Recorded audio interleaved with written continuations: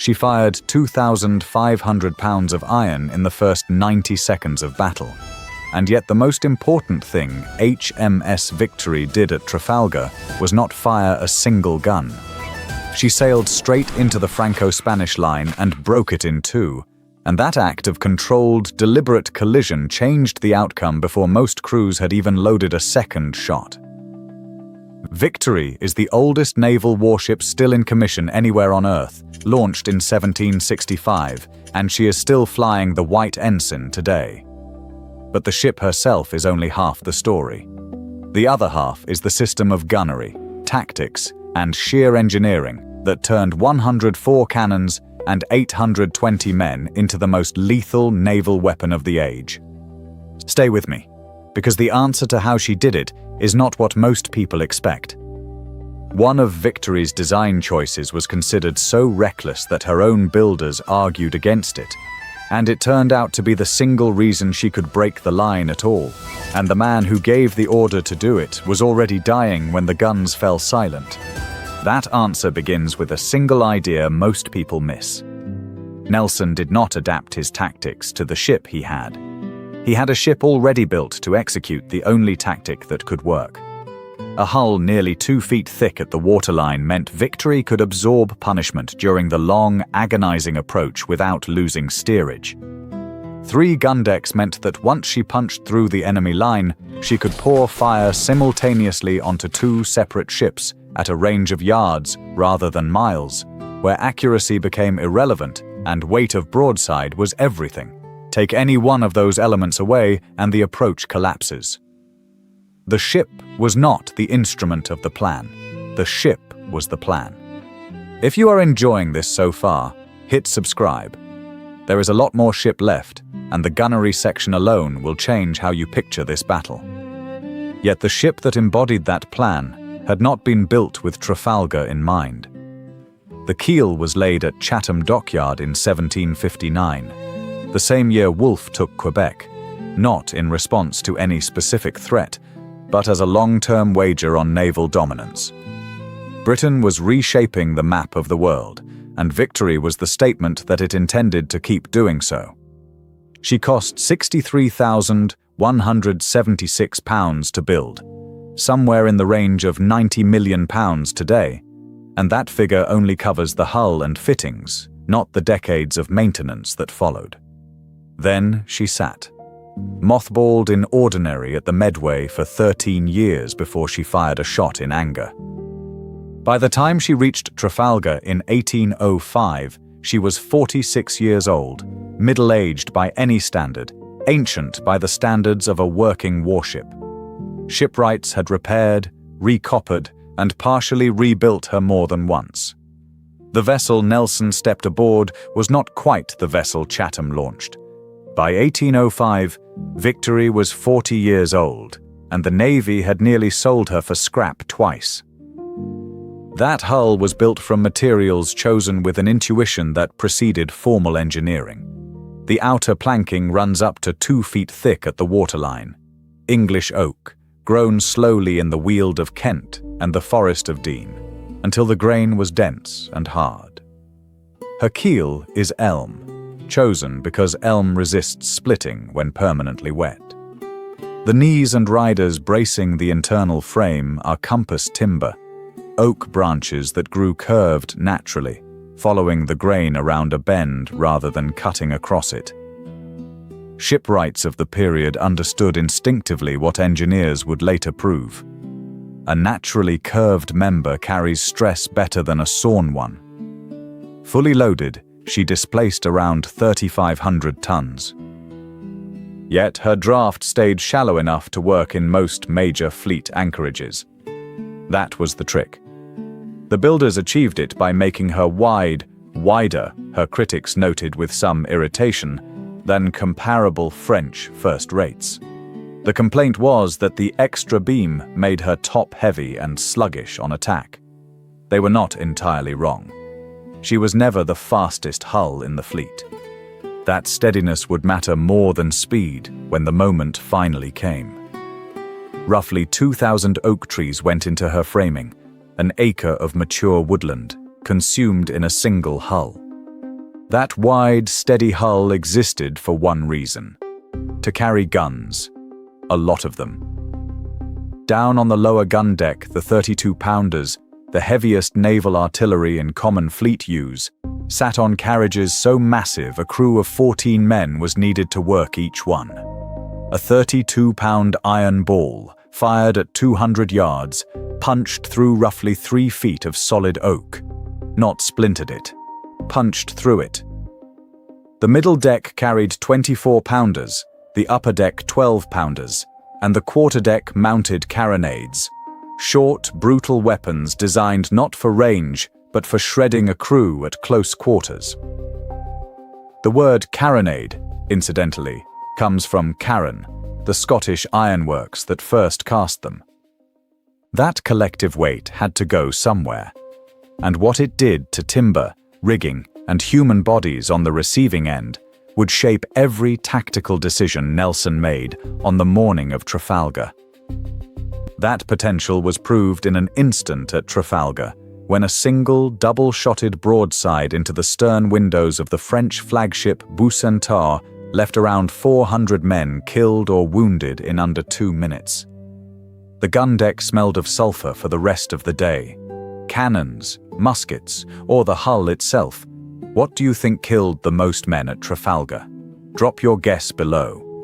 That approach came at a price paid before a single British gun could answer.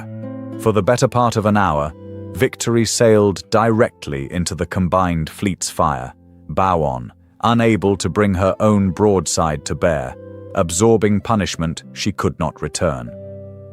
Nelson's officers believed he was sailing them to their deaths. They may not have been entirely wrong. Getting inside Victory's guard required surviving the approach first, and that approach was, by any measure, a controlled act of collective endurance. And from the French and Spanish gun decks, that must have looked like opportunity. Her wheel was shot away early in the approach, forcing her helmsman below to steer by emergency tiller, 40 men hauling on ropes in the dark. A musket ball struck Nelson's secretary, John Scott, nearly cutting him in two. The Marines on the quarterdeck were ordered to lie flat and wait. Nelson did not lie flat. He stood in full-dress uniform, the 4 decorations on his coat catching the October light, and walked the quarterdeck as if the incoming fire was someone else's problem. The tactical logic was cold and real. A ship bearing down without flinching tells every man watching that the captain expects to survive. 50 dead before the first shot was the price of that message. The signal went up at around 11:30, a string of flags spelling out one of the most quoted sentences in British naval history. And here is the part that tends to get quietly buried. The men who actually fought the battle mostly never received it. Gun deck crews below the waterline could not see the flags. The noise and smoke already building made verbal relay nearly impossible. And even those topside who could read the hoist, flag signaling was a specialist skill, not common literacy, were already locked into an approach they could not abort. You cannot unaim a 3,000-ton ship bearing down at 3 knots.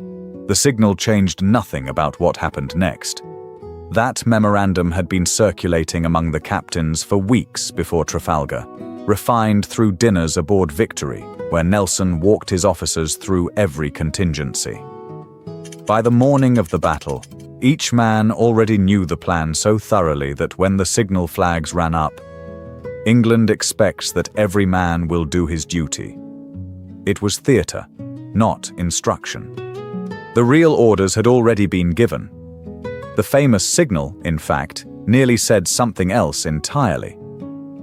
Nelson's signal officer pointed out that confides had no flags in the codebook, so expects was substituted on the spot, a word chosen for convenience, immortalized by accident. The gun decks were already loaded when it flew. At just after noon, Victory slid across the stern of the French flagship Bucentaure at almost point-blank range, close enough that her port guns were practically touching the ornate gallery windows before they fired. A single raking broadside tore the length of the French ship from stern to bow. In that one moment, the silent ordeal was over and the killing could begin. And the maneuver itself was brutal in its logic. Crossing the T meant sailing perpendicular through the enemy line, exposed to concentrated fire for agonizing minutes, then able to rake in both directions the moment she passed. Ships ahead and behind in the Franco-Spanish column could answer only with bow or stern guns, a handful of pieces against dozens. Nelson accepted those punishing odds deliberately, gambling that shock and speed would shatter cohesion before the losses became fatal. That chaos arrived on schedule. By early afternoon, 12 French and Spanish ships had struck their colors or been taken in tow. Not one British vessel was lost. The deadliest part of Victory's design is still ahead. Subscribe so you don't miss it. First-rate ship of the line or a floating death trap? Which side are you on? Speed decided it now, not geometry. And British gun crews had spent years drilling for precisely this moment. 7 men to a 32-pounder. Run out, prime, fire, run in, swab, load, run out again. 7 steps, 7 bodies, 1 rhythm. The swab was not ceremony. A wet sheepskin head on a long staff, driven hard to the breech and twisted. Miss it, and a smoldering fragment of cartridge bag still glowing in the barrel would detonate the next powder charge the moment the rammer touched it. The man ramming the charge home would not survive that discovery. And yet, the moment Victory's bow crossed the enemy line, that calculus reversed completely. British gun crews could complete a full cycle, 3 aimed broadsides, inside 5 minutes. Their opponents, blockaded in Cadiz and Cartagena for much of the preceding years, had drilled rarely, if at all. Some had fired their pieces only a handful of times before Trafalgar. The gap was not in the iron. French 36-pounders were comparable guns, arguably heavier. The gap was in the hands. Drill had made each man a single moving part in a larger mechanism, and mechanisms do not pause to reconsider. But here's what almost every account leaves out entirely. That world below the waterline was a place of almost total sensory deprivation. The deckhead was so low the men could not stand upright. Within minutes of the first shots, powder smoke swallowed what little light existed. They loaded by touch, by sequence, by a rhythm drilled so deep it lived in the fingers rather than the mind. 3 shots every 100 seconds. In the dark. By feel. Below decks, the men who broke the line never saw it break. The gap in gunnery drill had one answer, and Jean-Jacques Lucas had found it. Lucas turned that disparity into a tactical problem he could actually solve. When Redoubtable locked into Victory's rigging shortly after the line broke, the 2 hulls ground together close enough that British sailors grabbed the French gunports as handholds. Lucas's men in the tops were now firing almost straight down. At around 25 minutes past 1 in the afternoon, a single ball struck Nelson in the left shoulder, drove through his spine, and came to rest in the muscles of his back. The range was roughly 50 feet. He felt his legs give immediately and went down on the quarterdeck. He was taken prisoner aboard the very ship whose marksman had just decided the battle. They carried him down 3 decks, past the gun deck thunder, past the stench of powder, all the way to the orlop, below the waterline. The safest place on the ship precisely because no cannonball could reach it. The same reason it served as the surgeon's station in action. Surgeon William Beatty examined the wound and felt the ball lodged deep in the muscles of Nelson's back. He said nothing to Nelson directly, but he knew. The shot had clipped the spine. The wound was not survivable. Nelson took a musket ball to the left shoulder at 1:15 in the afternoon, the shot driving down through his spine. Hardy came below twice as the battle raged above, and each time Nelson pressed him for numbers, how many prizes, how the line was holding. Word of his wounding spread through the gun decks almost instantly, and by multiple accounts the rate of fire actually increased. Men loading in the dark by feel, who couldn't see the quarterdeck, somehow found another gear. On Hardy's second visit, at around 4:15 in the afternoon, he told Nelson the count. 14 or 15 enemy ships had surrendered. Nelson's reply was quiet and immediate. "That is well, but I bargained for 20. He died shortly after." The orlop deck, the place designed to keep a man alive, was where the battle's most famous casualty spent his last 3 hours, listening to the guns above him finish the work he had started. Nelson's famous signal, or his decision to break the line, which was the bigger gamble? Tell me below. When the guns finally fell silent, the damage to Victory was real and visible. Her foremast was gone. Her mizzen topmast was gone. Her rigging hung in tangled ropes across the deck. Shot had struck her hull well over 100 times. You could walk the length of her and count the scars in the oak. She had lost 57 men killed and 102 wounded. For a flagship that had led the attack, that had punched through the line at close range, those numbers were heavy. And yet she was still afloat, still under command, still capable that afternoon of taking prizes in tow. And yet the gamble paid off in the most lopsided terms imaginable. Of the 33 Franco-Spanish ships engaged, 22 were captured or destroyed. The British lost not a single vessel. The asymmetry is almost difficult to look at directly. 33 ships defeated by 27 with 0 British losses. That argument was tested on October 21, 1805, and the test nearly broke the ship before it broke the Franco-Spanish line. What the hull absorbed that afternoon was only the beginning of Victory's story. She was patched and repaired at Gibraltar, then sailed back to Portsmouth, still under her own command. For the next 7 years, she stayed in active service, a working warship, not a monument. She paid off in 1812 and was moved into Portsmouth Harbour as a permanent receiving ship, the kind of unglamorous assignment that quietly kills old vessels. By the 1820s, the Admiralty was seriously weighing breaking her up for timber. What stopped it was a petition, driven largely by the Society for Nautical Research, that forced the question into public view. A ship that had led the line at Trafalgar was worth more than salvage value. The campaign to save her gathered pace in the early 20th century, and in 1922 she was hauled into No. 2 dock at Portsmouth, cut from the harbour mud for Henry VII in 1495, and still the oldest dry dock in the world in active use, where she remains to this day. Here is the detail that catches most visitors off guard. Victory is still a commissioned Royal Navy warship. She flies the White Ensign, carries a ship's company, and serves on paper and in practice as the flagship of the First Sea Lord. The ship that broke the Franco-Spanish line is, by any technical definition, still on duty. What Trafalgar settled wasn't a question of courage. The French and Spanish crews fought hard enough that afternoon to prove that.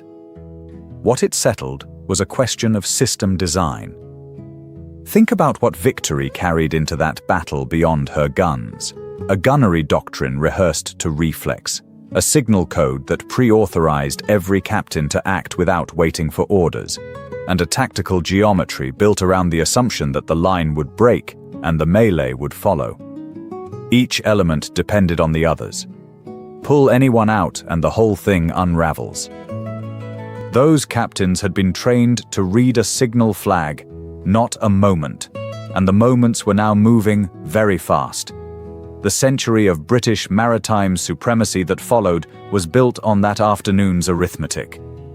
By the time her bowsprit crossed the enemy line, she had lost roughly 40 dead, 100 wounded, and 1 admiral. So here is what the builders actually argued about. Not the guns, not the rigging, the width. That rolling tendency was not purely theoretical. In heavy weather off Ushant in the winter of 1781, she did precisely what the critics had feared, shipping water through her lower gunports and forcing her captain to close them, surrendering in the worst conditions imaginable, the very broadside weight she had been built to deliver. The builders were wrong, and the proof came at Trafalgar, where Victory's lower-deck 32-pounders kept firing through a long Atlantic swell that forced French first-rates to seal their lowest gunports against the water. That steadiness is what let her punch through the line at speed and absorb a full broadside's recoil without a fatal roll. On the orlop deck below the waterline, Nelson listened to the guns finish the work. When Hardy came down the second time, around 4:15, he gave the count. 14 or 15 enemy ships had struck their colors. Nelson's reply was quiet and immediate. "That is well, but I bargained for 20. He died shortly after, at 4:30 p.m. His last recorded words to Hardy were, "Thank God I have done my duty." Hardy had made sure he knew the battle was won before he said them. The ship his own builders had called dangerously top-heavy had just ended the war at sea, and the man who sailed her into the line died knowing it. She is still in her dock at Portsmouth, still commissioned, still flying the white ensign. Go and see her. So the ship that won Trafalgar was wider than her builders wanted, and her commander was dying in the hold when the last French flag came down, and he knew he had won. If this made you see the battle differently, tell me below. Was it the gunnery, the geometry, or the memorandum that decided it? Subscribe. Next episode we go inside the gun decks of a French ship of the line, and the contrast will surprise you. I'll see you there.